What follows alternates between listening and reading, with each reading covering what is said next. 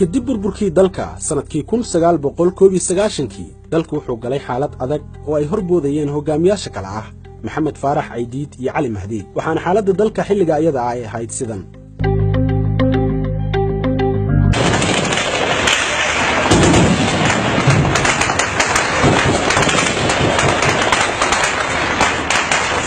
toban sano kadib xaaladaasi sanadkii 2000 shirkii Carta Jabuuti ka dhacay oo ay ka qayb galeen ergooyin kala matalayay Soomaalida oo dhan waxa doorasho xalaal ah oo qabsoontay madaxweyne loogu doortay Cabdulqaasim Salaad Xasan afar sano kadib sanadkii 2004 waxa dalka madaxweyne ka noqday Allah u naxariistay madaxweyne Cabdullaahi Yuusuf Axmed kadib doorasho ka dhacday Kenya xaaladda wadankana markaa iyada ah sidan ay ahayd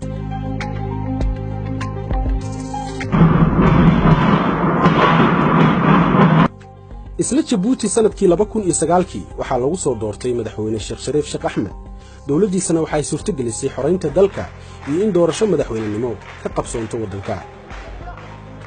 dhowr iyo 20 sano kadib sanadkii 2012 dalka waxa ka curatay dawlad aan ku meel gaar ahayn markii ugu horeysay waxaana madaxweyne noqday Xasan Sheekh Maxamuud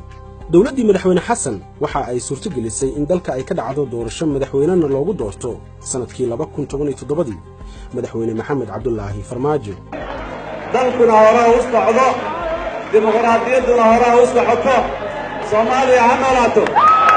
Soomaaliya ha noolaato Soomaaliya ha noolaato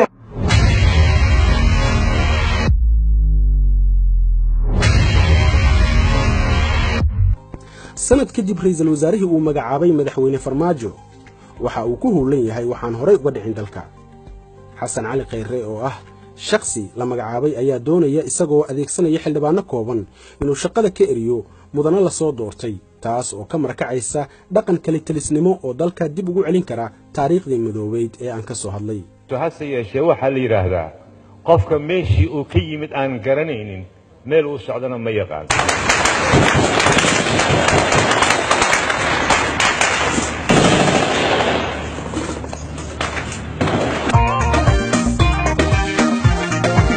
intooda bilan iyo barbaarta isku marato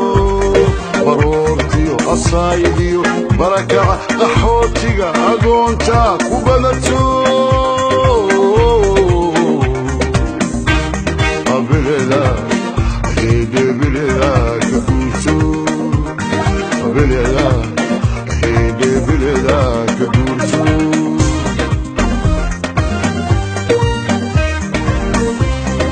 waxay boqonta goysaa bahda wada jirkeede waxay boqonta goysaa bahda wada jirkeede allah awlaadi bana bana allah awlaadi bana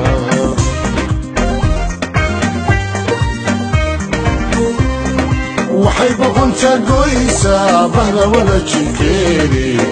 waxay boqonta goysaa bahda wada jirkeede allah awlaadi bana bana allah awlaadi bana